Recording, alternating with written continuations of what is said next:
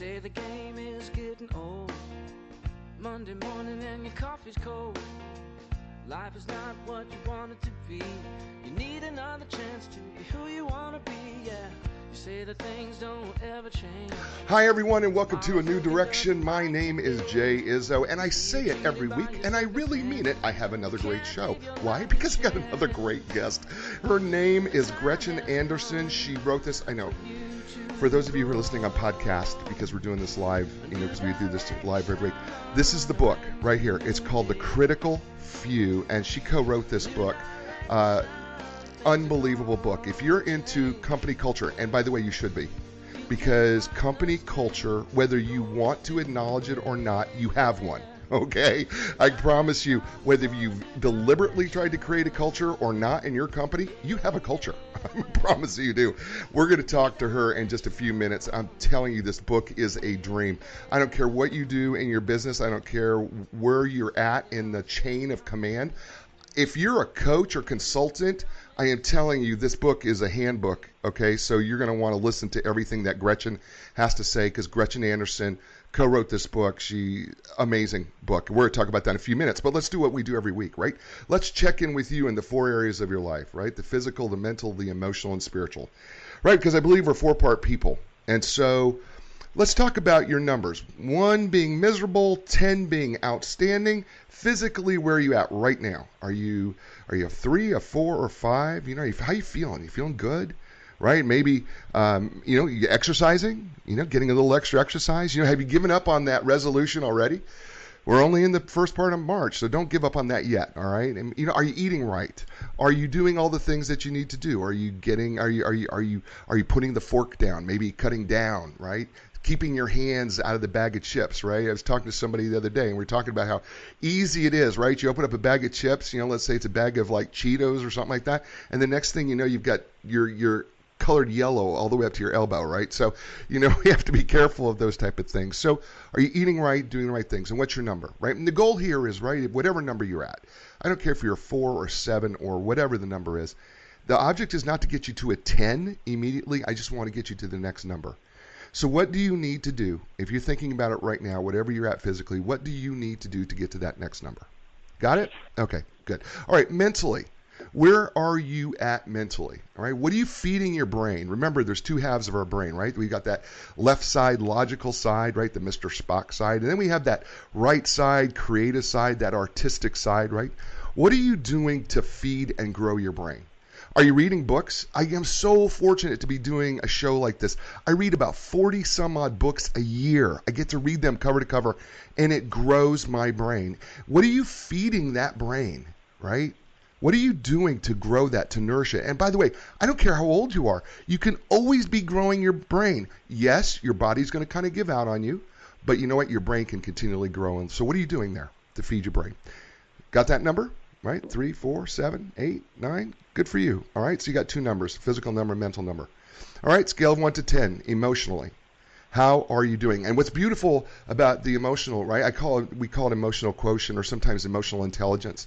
And I love talking about that because emotional intelligence is so important to our health.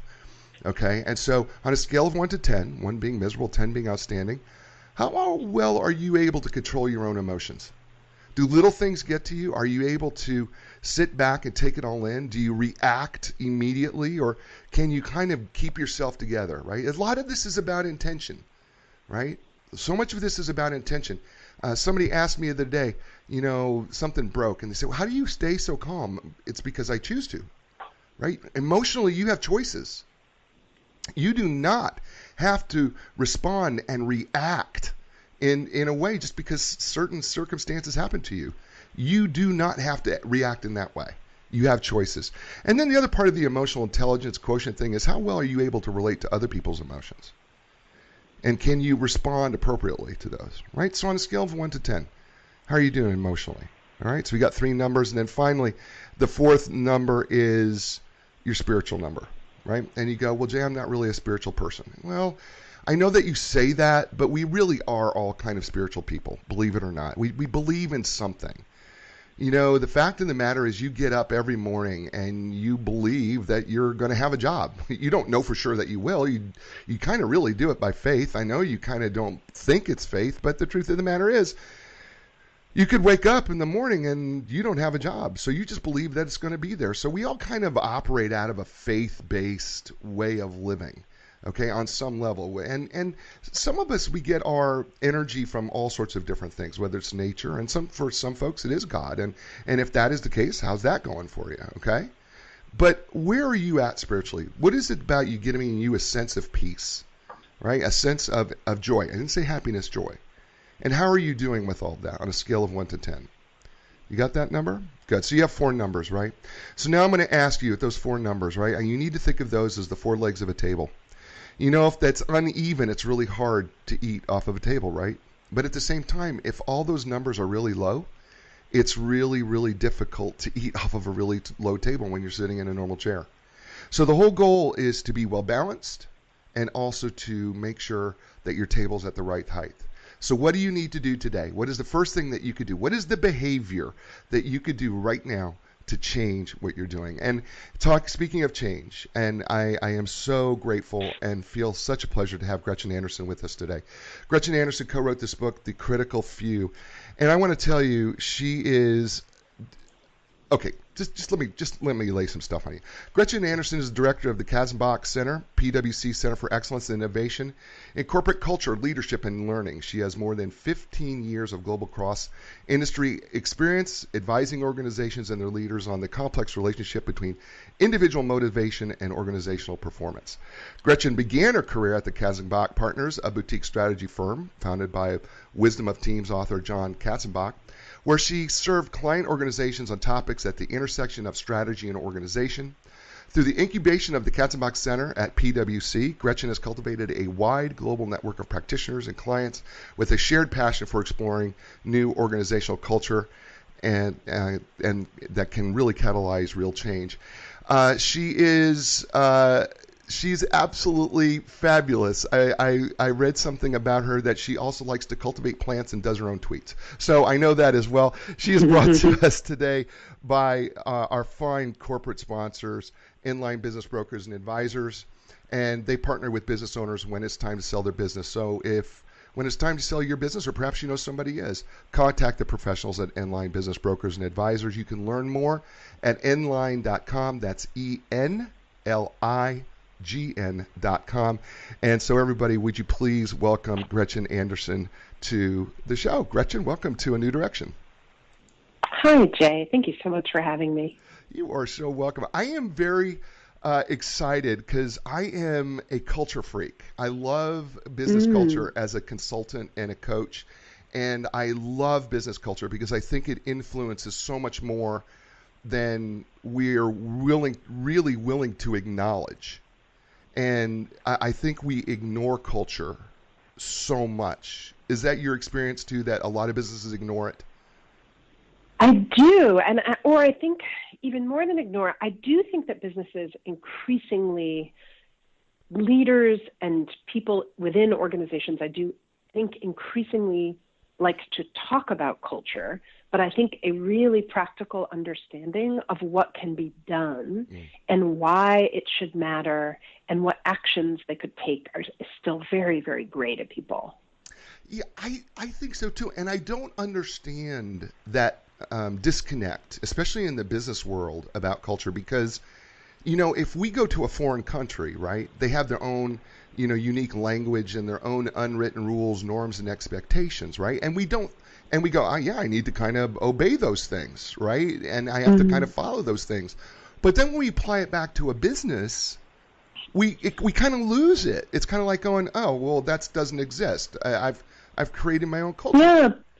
But I think in that situation, like, you drop down in France or your family's on vacation in the Middle East or whatever that is, I think at that point, when a different language is actually being spoken, you can't ignore that culture difference piece. But I think it gets much harder when you walk into an organization and you're trying to figure out what is the culture, or you're trying to work with a new client or figure out what is their culture, or you've gotten a new job and you're trying to say, what is the culture here? often the culture is exactly those things that aren't written down. You know, it's the unspoken, the tacit set of assumptions we make. If I walk into a meeting, are people going to put their phones down? Are people going to make eye contact? If I took out a sandwich and started eating it, would everybody raise their eyebrows? You know, there's a whole set of like agreements a group of people come to in order to be able to work together with something like harmony and productivity. It just takes time to figure that out. Yeah, and you know, I think, you know, correct me here, but I think sometimes what happens is we will, if you're an entrepreneur, let's say you create a business or you're CEO of a corporate culture or corporate business, we just assume, I think, just so frequently that I have laid down the law so everybody knows the culture, and so this is the culture, and right, isn't it? It's a mistake to believe that you know what your culture is, because your culture may not be what you think it is. Yes, absolutely. And that's such a great example. I'm working right now with an entrepreneur. I live in the city of Baltimore, and I'm working sort of for fun, just kind of advising an entrepreneur who works in a green construction company, and just reached out because he loved the book. And I've been talking to him. A team of mine said, well, let's get together and try to talk about what are your traits, and we'll talk to everybody in your company and sort of see what's innate to you guys. And he's like, I really want to know about my culture. You know, I want to see what it is. And then we brought him into a room, and one of those traits was leader-led. You know, and it was, as all traits of an organization are, it has its positive and its negative ramifications. You know, this entrepreneur is passionate about his business. He has created a culture that is leader-led, and he didn't want to see it, you know? And in a genial, lovely way, he argued and argued against it, and everybody else in the room was like, you know, we kind of, you know, you're the leader. And it was a really beautiful moment. And I was like, this is why doing this stuff is useful, right? Like, we just helped stage manage a conversation that really needed to happen. Right. And it isn't that really maybe the missing part of the missing link is that we're not having conversations about culture? Yeah, or we're not having conversations about culture in the right way, Jay. I mean, I think everybody likes to talk about it, you know, or I think everybody likes to complain about it and to blame culture when you can't get something to happen that you want to happen. And then it becomes a kind of like, well, it's just the culture, and it becomes a kind of excuse to throw our hands in the air and say, you know, here's the way it is. Right. And I think it's that we're not talking about, I was drawing while you were talking earlier about physical, mental, emotional, and spiritual energy, and referencing 4 legs of a stool, because we love to talk about the 3 legs of a stool being strategy, operations, and culture. And we talk about this over and over in the book. You know, just this notion that there is no organization that doesn't have these 3 things in some form of interdependence. The strategy needs to be where you're going. The operations are, how are you set up to get there? And the culture is, how will people be motivated to fall in line with that strategy or shift it? How will people be motivated to work in the way that we designed the operating model to function? And those 3 things are absolutely interdependent and need to be understood as in concert with each other. And that is really, really key to the way that we talk about culture and what we try to get leaders to understand when we work with them, or try to get anyone to understand when they're saying, my culture is a problem. And we're like, it's not anymore. It's a fact and a thing that understanding and being specific and granular about is going to help you deal with better. You know, I want to be able to talk about this in a really, I guess, in a fun way, but also in a professional way. I know that it's sure because I can do that. Yeah, because I'm in the middle of that Venn diagram, Jay.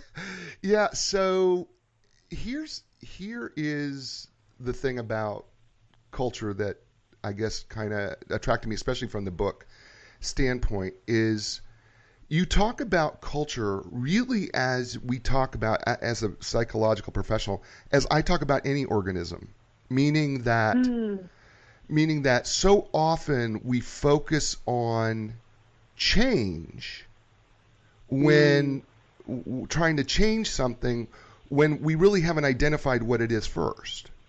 What the problems are, or what if there existed. And I know that what you have a tendency to do, and what this book first does, is it says, okay, well, let's take a look at your culture here for a second. Let's start with the traits of your culture, right? Identifying what your traits are. Right? Why start there? Why not just jump right into behavior? Yeah, because it's such a good question, Jay. Thank you for being such an attentive reader. It's because, first of all, one of the main things that we say, first of all, you'll love this. John Katzenbach, who I've worked with now for 15 years, has been writing and thinking in this field for nearly 50 years. He hates the term culture change. If there was a term he could strike out of every, he redlines it out of every document in front of him, because he's like, there is no way to change a culture. The most you can hope for is to evolve it. Cultures reinforce themselves. They move at their own pace. So, get culture change out of your mind. What you're hoping to do is evolve it.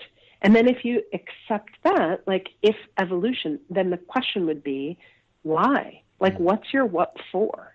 What is the culture has grown up in the way that it has to support what it does today, for the most part. Now, when you can feel a real kind of organizational drag, or when you can feel, there's some things, there is no perfect metric of culture, right. But let's say retention is completely out of sync with peer organizations. I'm going to want to look at that. There's some things that would suggest there's something going on here in the culture that makes it feel incoherent for people, that makes work harder to get done than it should be to get done. But the question really needs to be, and we spend time on the traits because we say, whatever you're going to do with your culture, when you know that North Star of the priority you're trying to get to, here at PwC where I live, it's all about, we are a people business that is looking to figure out ways to deliver and behave more digitally. And it's kind of countercultural, right? Like it's a, I have grown up as a professional consultant. I get my energy from working with people face to face. So you're asking me to go against my grain, right? So the way to get me to do that is to understand what are my core, way to get me individually, Gretchen Anderson, to do that is to say, well, what are my core traits? Given who I am and what I value, I'm highly relationship focused. I'm highly competitive. I'm a person who likes networks. So given those core traits, how can you present something to me like the tool Salesforce? And how can I finally get excited about it because I can see it as a way to better network with my peers, right? Like, how can you attach that digital way of behaving to a trait that I know that I have? Right. Because that's easier than just saying, here's what you need to do. So that's very much, very, very, very much why we start with the traits. And then we also think a lot about, if you're not clear on where you're starting from, if you're not clear what the sort of, and you'll like this term, Jay, like what are the sources of like emotional energy within the organization? Right. What do people irrationally value more than you think they're going to, unless you ask them? If you can tap those reservoirs of what people value, take pride in, particularly kind of in their reptilian part of their brains, like the things that make people feel safe and cared for at that company. If you can tap that kind of energy in those things, you're just going to have, that is a natural source of resilience and initiative that you have that is much, much harder to impose from the outside. We're talking with Gretchen Anderson. She's co-author of this book entitled The Critical Few, Energize Your Company's Culture by Choosing What Really Matters, on here on A New Direction. And she is brought to us today by Inline Business Brokers and Advisors. Are you a business owner? At some point, you're going to need the services of an experienced business broker. Selling your business is a huge decision. Make sure you build your deal team starting with the experts at Inline Business Brokers and Advisors. Learn more online at Enline. That's ENLINE. lign.com, and you can get more information. And as always, we are grateful to our sponsors at Inline Business and Brokers for bringing us Gretchen and a new direction. So, Gretchen, one of the things I noted in the book when we talk about traits, right, which by the way, I loved this idea of, how we ask those questions, right? I loved one of the things that you said is, what would you tell people about why you work at your company? Ultimately, right, is one of the questions, right? We try to get at traits. And I loved that whole idea of how we go about trying to access those traits. But one of the things that I particularly loved about when we talk about traits is that they're neither good or bad. They're neither, right? It's a neutral. Traits are a neutral. Spend more time about talking about that neutrality of traits. Yeah, and it's very core to how we talk about culture. Every trait has, let's go back to that example I gave about the Baltimore company, about how that organization was leader-led, right? And because it was leader-led, there was a kind of coherence to what people felt like they should be doing. At the end of the day, they would ask him, right? Like there was a sort of clarity. He was a really inspiring guy. There was a sort of spiritual center to that company, right. But leader-led, of course, has negative ramifications as well. Or let's not even say negative, Jay. Let's say there are ways that gets in the way of the business, right? Sure. Like you're not growing up as many leaders because people who see themselves in that role might move on.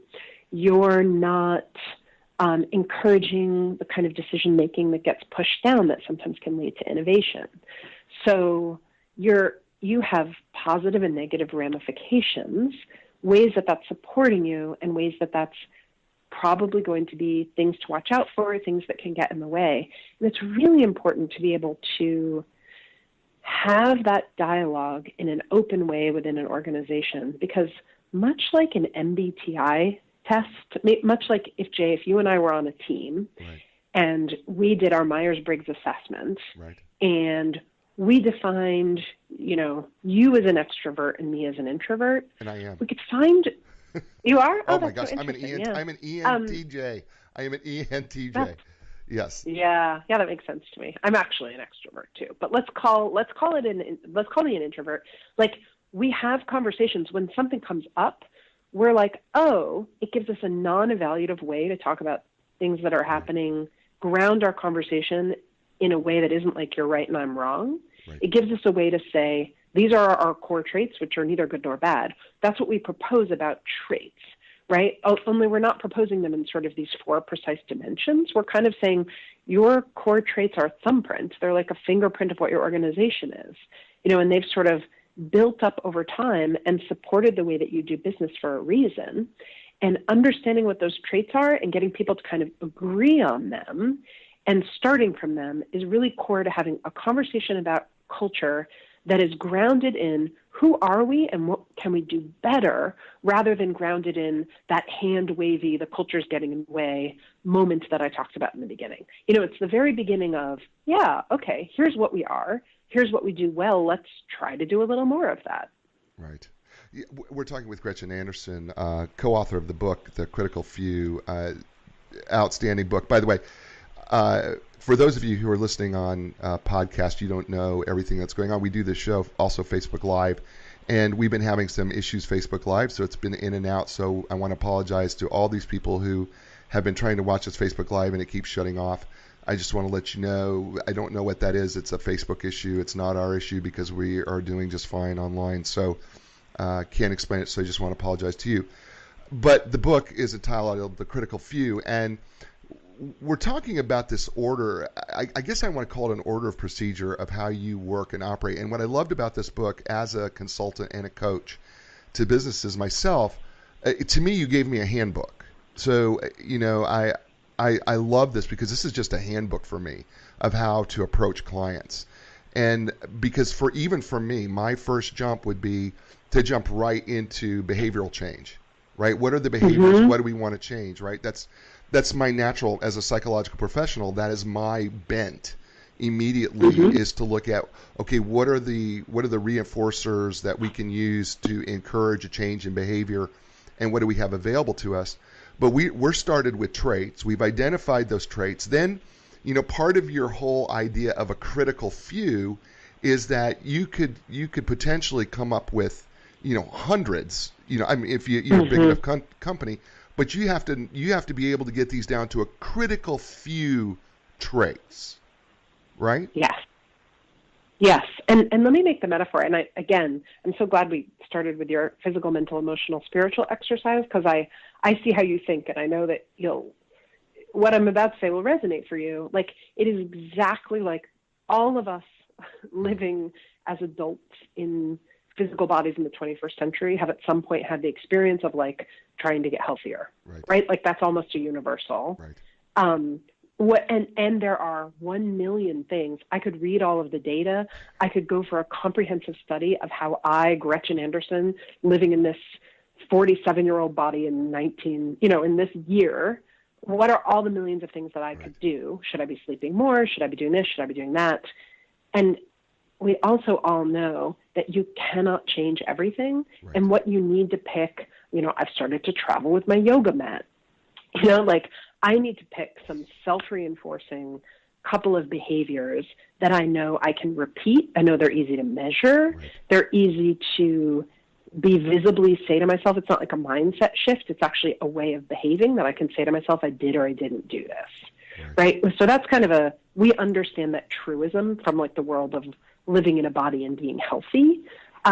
We are arguing that about organizations. Right. We are saying, comprehensively trying to change everything is, you could come up with 1 million great ideas for ways that everybody in your organization can behave. But if you don't focus on a couple organization-wide, it's almost ineffective, right? Because you need to be able to keep things consistent. You need to have conversations around them. You need to be able to talk about why they're hard.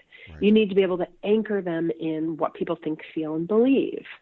So that's the argument for the critical few. And it's much like we are arguing for culture as an ecosystem, and we're saying it's also possible to narrow in. So that notion of critical few, that's why that's the title. Right. It really is about focusing inside and figuring out what's most important.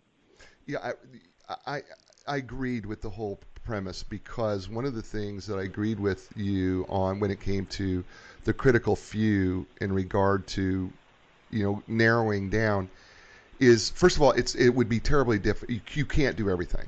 But then, how do we focus on what traits that we really want to take a look at more closely and attach now, we're going to start to attach behaviors to that became a very interesting concept, because it's like, well, picking and choosing those traits, right? And then and then all of a sudden now we're going to design behaviors, right, around these traits. Yeah.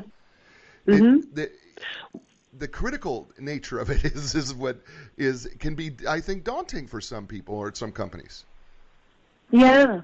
Yeah. And again, so I think what you're asking me implicitly, Jay, is then how do you know you've got the right ones, right? Like, how do you know what those are? Yeah. And that's where, let me get to the kind of third way we talk about the critical few, is the critical few people.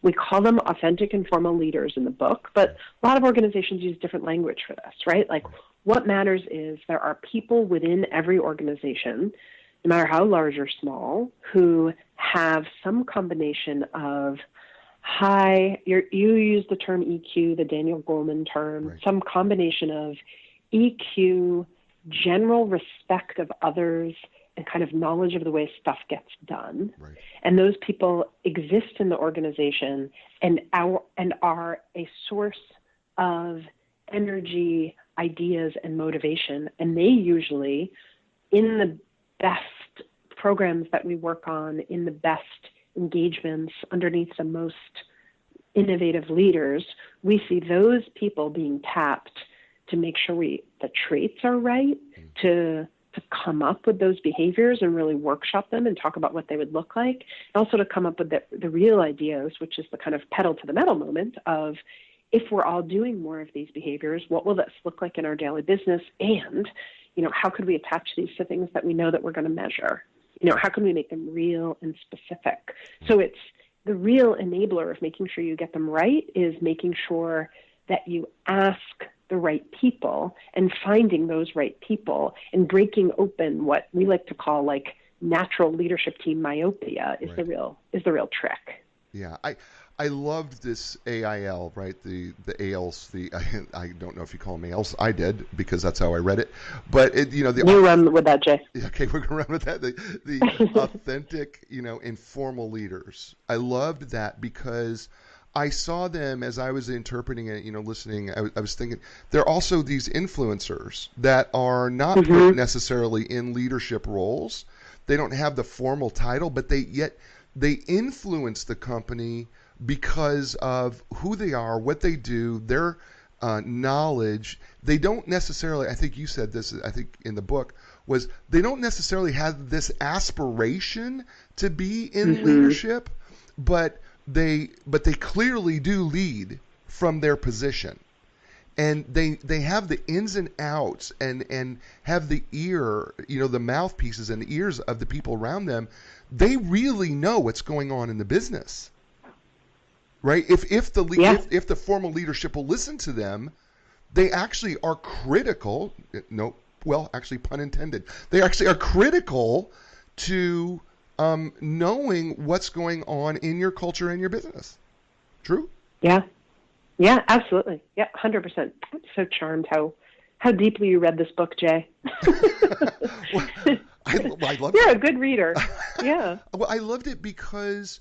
You don't need me. No, I do because I mean, I tell people that we do the show.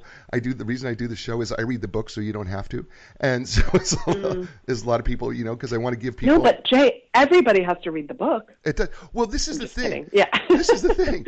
You need they do need to read this book, and you need to get it on. It's available on Amazon. You can also find it in your local bookstore, and if they don't. Or the library. I'm just kidding. Well, no, we want them to go local bookstore because we support local. And anyway, no, it's really is. It's available Barnes and Noble. I think it's even in Chapters, if I check correctly. Those folks in Canada who listen to the show, I believe it's also available in Chapters bookstores as well. And I know Chapters well because you guys in Canada bought my books, and I appreciate that so much. But yeah, this book, The Critical Few, is a must-read. And this is not, by the way, put on your big girl pants and your big boy pants, because this is not going to be one of those casual reads where you're going to just go, oh, no. You're going to dig into this thing, and the more that you dig into this book, the more that you're going to find that there are things that you can do in your business and in your culture that are going to make a really significant change and impact into what is currently happening and is going to influence where you're going in the future. And that's what's so amazing about this book. Like I said, as a coach and a consultant, I found this book invaluable. It was literally like having Gretchen and James and John sitting with me and telling me, Jay, this is how you need to coach. And that's the way I found this book. The appendix in the back, by the way, is unbelievable. They give you all the examples. They give you everything that you need. You have the ability to utilize a lot of their tools. They have them available in the back of the book. It's just fabulous. And we're talking with Gretchen Anderson, who co-wrote this outstanding book that you need to be purchasing immediately. And by the way, what better time? You're looking for a summer read, right? Because we're getting closer and closer to spring. I know it's cold for many of you who listen to the show, but spring is coming. I promise. It is coming. And you're going to want a summer read. I really am recommending The Critical Few to be part of your summer read list because I promise you it's going to grow you. I promise you it's going to grow you. One of the things, as a guy who went to graduate school and studied under B.F. Skinner's last student, she was one of my advisors. I couldn't help but enjoy what you said about behavior, and that is, and it's actually a quote from another book, but it is that we will change our thinking faster if we change our behavior than trying to change our behavior by thinking. Yes, it's Jerry Steinem. It is easier to act your way into new ways of thinking than it is to think your way into new ways of acting.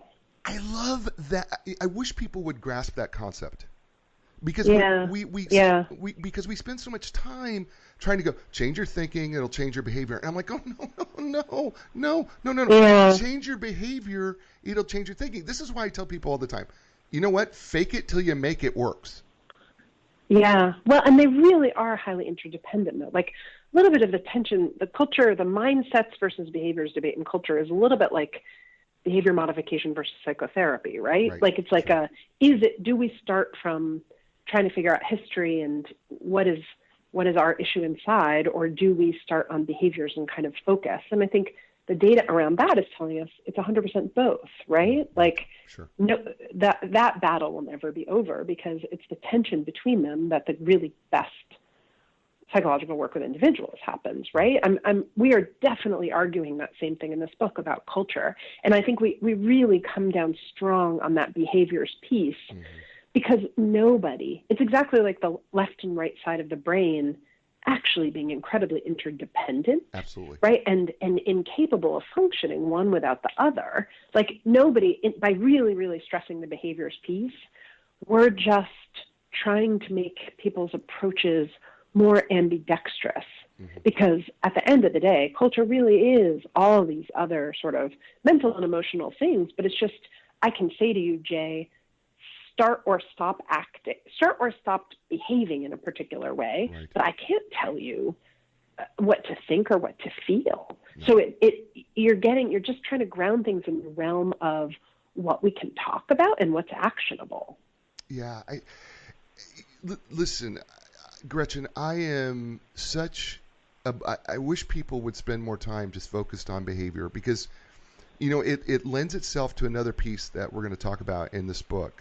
And that is the measurement piece, because when I was a graduate student at Washington State University, and here I was in the human behavior lab, the one thing you can always do in empirical research is you can measure behavior. I really cannot accurately measure your thoughts or your emotions accurately. Yes, I can survey them, but once I operationally define what the behavior is that I'm looking for, I can now measure that. I can measure how many times you do that or how many times you don't do that behavior. I can't do that with any other concept. Yeah. And I don't know that businesses, and you do so many more businesses than I do, work with so many more businesses than I do. I don't know that businesses really have grasped this whole notion of, if you really want ROI and measurements, you need to start measuring behavior. Yeah, and I think it's also the approach to measurement we talk about in the book. I mean, this is really the frontier, and this is also where I think the next book is, because I think we're living through a moment that there's better snail trails of data about how people actually behave kind of available through their online presences than I think we could have dreamt of 10 years ago. And I think that allows us to know things that we didn't know before about how people attach sort of attention to action. But I think you need to constantly be measuring anytime you're trying to do some work. If you're trying to evolve, let me go all the way back to my green construction company, right? Like if those leaders, if the group of AILs he got together and said, you're going to be my culture champions, they're going to need to think about those ways of behaving and how they attach to things that we measure in the business, because it is if that work of culture is hard, what makes it move forward is people seeing and being able to put their finger on real differences and changes, right? If their win rate on proposals they've bid for has a jump, I mean, that's a big aspirational one, or if more people are showing up and being at their desks every day, or if, your customer feedback is suddenly like times X. If you say, here are the things, if we really behave in these new ways, here are the places where we might see some change, and then you see some change, that is the most rewarding and self-reinforcing documentation. That is so much better than any memo from the CEO talking about why culture is important. That is so much better than free snacks. That is the reward, and then it grounds people in. You're reinforcing the way you want people to behave rather than just making them feel good. right? And because people want to believe, fundamentally, what I've taken through decades of working with John Katzenbach is a sort of fundamental faith in the idea that people want to feel like their daily work is helping move a larger whole along. Right. You know, that kind of alignment between I and we is a source of joy for people. And the culture work and culture alignment and what we talk about in the book is about how do we create institutions where that's happening for people more often, more of the time. And I mean, I really do believe in that as a kind of higher order good. Oh, I could not agree more. I mean, and the truth is, we, regardless of what your position is in the company, we want to know how we fit into the bigger picture. We all do. We want to know that we matter, right? We want to know that what we want that deeply. We want that in our veins. We do, and you know, it's interesting because that transition that happens behaviorally, I think, and you tell me what your experience tells you, but you know, we would prefer that whoever the person is, that they're rewarded intrinsically, right, inside themselves. But so frequently, it's got to start, at least I believe, and I think this is what you lead to in your book, is that, you know, the CEO or whoever the manager or the management team is or whoever the leadership team has to buy into it where they are reinforcing the behavior initially so that they can you know, eventually get it intrinsically, because I don't know that it starts intrinsically. I don't know. Help me with what your experience is there. I think it has to start intrinsically, because I think it has to be like seeds cultivated from within. Okay. You know, I think the good news and the bad news is that the best parts of your culture are already inside of it. Oh, okay. Good. Yeah, I know that's good. Listen, I always wonder, because I think so often it's a chicken and egg problem. At least for me, it's a chicken and egg problem. For you, it may not be. But for Jay, it's a chicken and egg problem of wondering, is there something inside me that's ready to reinforce my behavior appropriately? Or do I have to have that pulled out of me because it's acknowledged by somebody that says you're doing this particular behavior and this is really a great job, and they're selectively reinforcing me by encouragement or words of affirmation or in some way that triggers that, you know what, I am pretty good at this, you know, because he's told me or she's told me that now I get it. I can now, I've always, it's one of those curious questions. And, you know, as I'm, you know, I read every book critically, and I was thinking about that. I was like going, you know, when does that happen? Because I'm not so sure, you know, when we focus on behaviors and we look at behavioral change, which is, by the way, is hard. Okay. Change is hard, right? As you explain, we don't do it well. We even if it's good for us, we don't do it well. Right. So, yes. So, I mean, how do you pull that out? Yeah. I think like any chicken and egg question, like we'll never answer that one because it's 100% both, right? Like it is that, and it is that, like, if we speak of the individual, it is that external reinforcement. Like nobody, let's go all the way to like addiction as a behavior change with individuals, right? Like as anyone knows who's gone through the pain of watching someone struggle with addiction, that has to come from an internal decision. There is no way a group of people can surround someone and tell them that they need to change, right? Like that has to be an individual decision. But as you also probably have witnessed with anyone you know who's struggled with this, there's tons of external reinforcement that supports all but the most ruthlessly autonomous of people in recovery, right? Like it's 100% both. It's an individual decision. And that's a very dramatic example, but I think that's true of any individual's attempt to change behaviors. You know, you have to create a system that will reinforce it, but a decision to change needs to start with you and then to go all the way to an organization-wide level. If we're talking about organizations, if we say every individual's change has to start with them, we as leaders or influencers sort of wash our hands of the issues, right? Like we have to believe that people make choices of whether they're showing up and how they're working together and all of those things.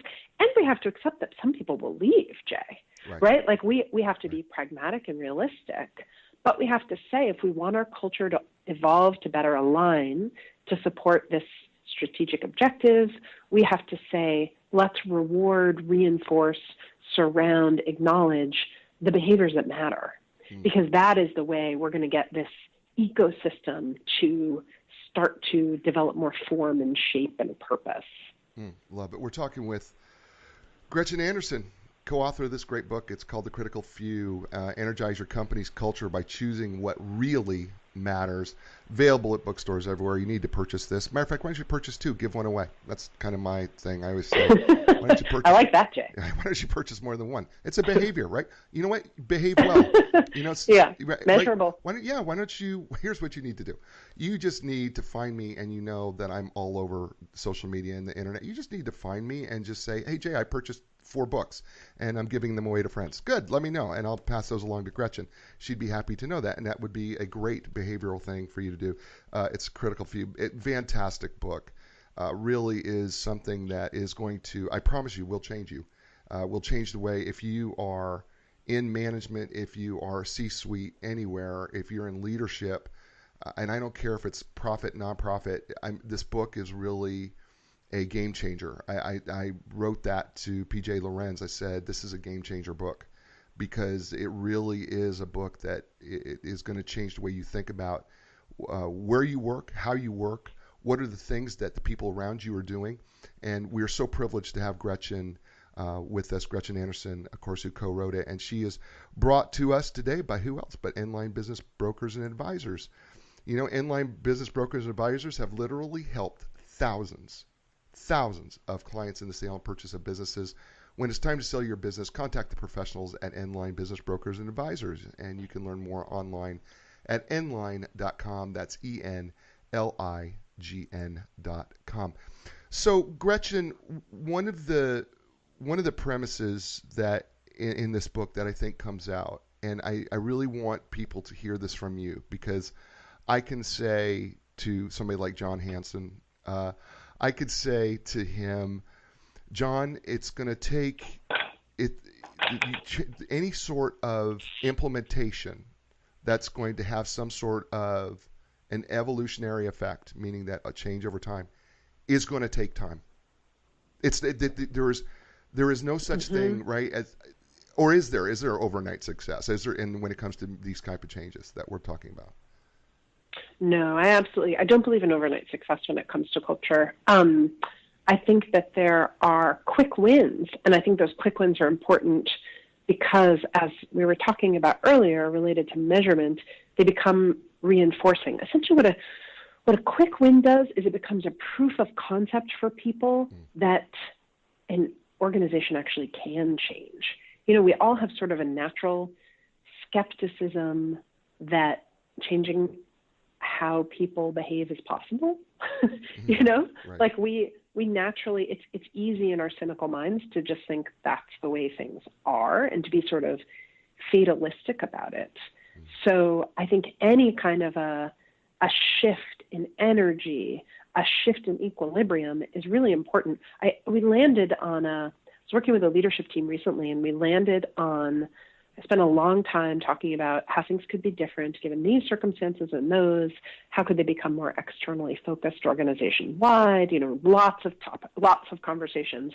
And I asked them to land on a single behavior that if everybody did more of, just on that leadership team, and the behavior that they came up with was never send an invitation to a meeting without defining what the outcomes of the meeting are expected to be and what you'll do before you walk into the room together. Now, that's radical. Like, it's kind of boring, you know what I mean?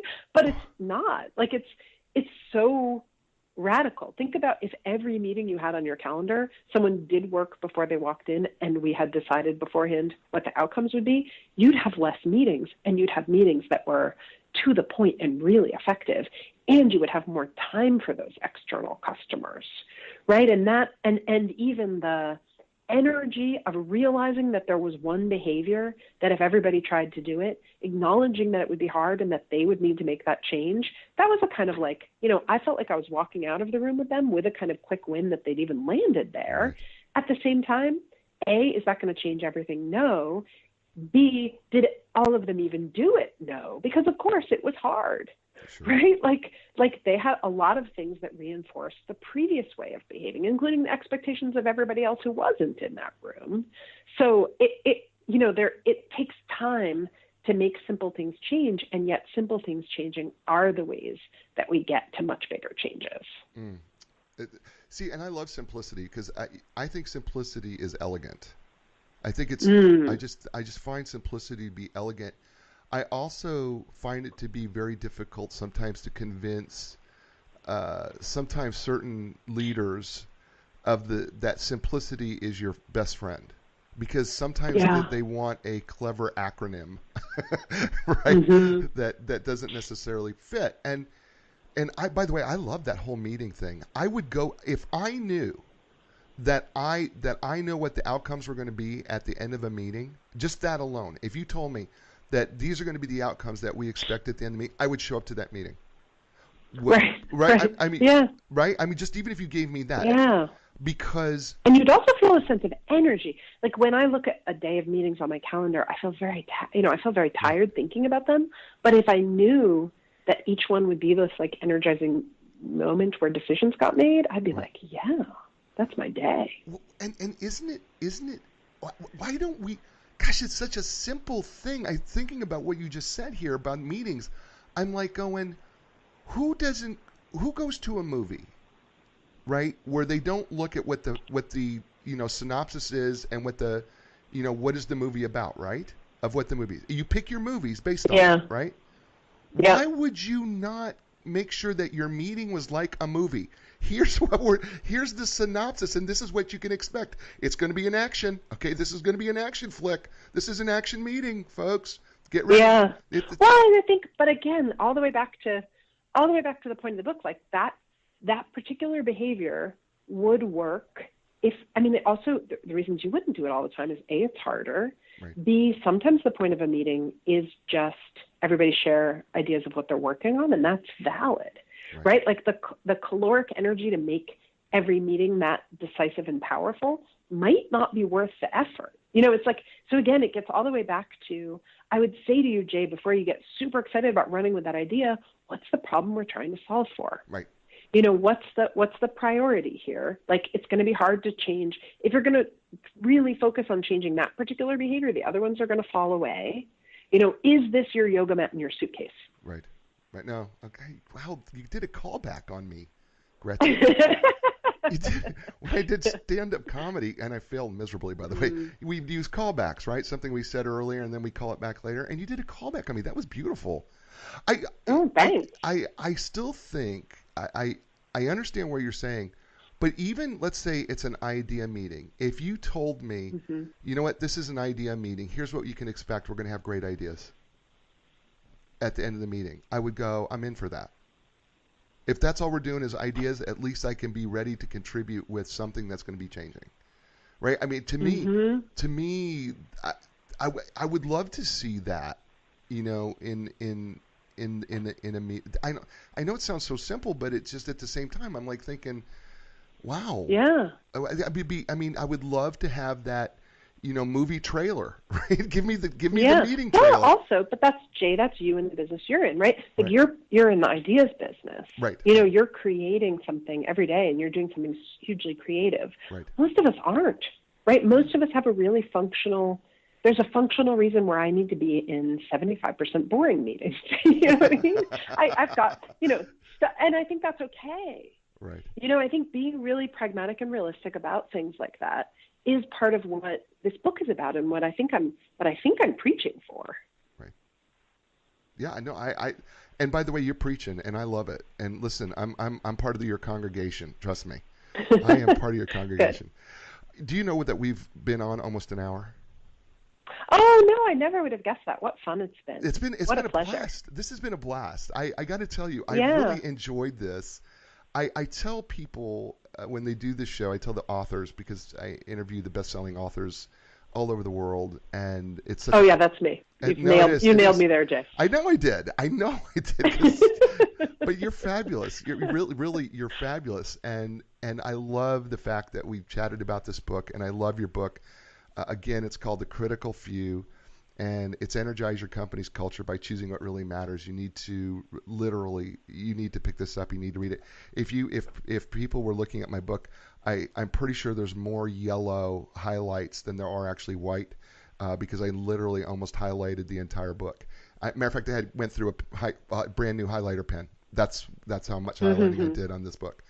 So, Gretchen, before I let you go, I ask every guest before they go. The show is entitled A New Direction, where we help people find a new direction in their life or their career or their business. If you could share with people, for you, based on The Critical Few, what would be a new direction that maybe you would share with our listening audience?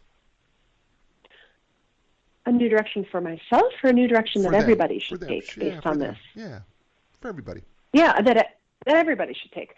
I would say pay attention to what it is about the culture of, think about the people that work around you every day, even if you're a freelancer, or an entrepreneur working in a tiny company. The culture is the set of norms and principles in the way that work gets done around you. And I think as much about how it's strong and supporting you as you think about how it's broken and how it needs to change. Not because I'm asking you to be a starry-eyed optimist, because I'm saying to you in a practical way, that's just a much more useful way to think about it. And you'll get a lot more out of yourself and about other people if you're looking for that, if you're looking for the sources of energy. That's beautiful. Stay with me, Gretchen, will you please? Ladies and gentlemen, Gretchen Anderson. I know, right? You want to stand up and cheer for her, don't you? Because you should, because she's outstanding. The book is great. Pick it up at Amazon, Barnes & Noble, your local bookstore. Make sure you pick it up. Again, it's called The Critical Few. It's a beautiful cover, crimson and kind of orange. It almost has this Virginia Tech look to it. I am not saying that has anything to do, but it does. It almost has a Virginia Tech look to it if you're into that type of thing. But seriously, check out the book. You're going to love it. And I don't care where you're at in business. This book is fantastic. I'll be posting my Amazon review later today, and it'll be up if you want to get a review of my review of this book, which is outstanding. I could already tell you what it's going to say, right? It's like having literally a coach with you by just reading this book, and actually you got 3 coaches with you when you're reading this book, because that's the way I exactly felt when I read the book. So pick it up. It's called, again, The Critical Few. You're going to enjoy it. Folks, like I say every week, listen, you know what? Be inspired. Because when you're inspired, you can inspire others. And when you inspire others, they in turn inspire those around them. And if we're all doing that, we just make the world just such a greater place. And I am so grateful for all of you who listen to the show, who are downloading the show, who are streaming the show. I thank you, UK, Sweden, and 10 other countries in this world that are listening and watching to this show. I thank you so much. And so with that said, folks, I will see you next week with another great author, I promise. I'll talk to you later. Ciao, everybody. The time has come for a new direction. Yeah, yeah. New direction. Yeah, yeah. When you lost your confidence and the answers don't make sense, got to keep your hope alive. You got to know you can survive. This is your time to fly. A new direction, a brand new day. A new direction, things are gonna change. You can find the strength to go a different way, yeah. The time has come. Your dreams will take you places you have never been before. Find your passion, find your strength.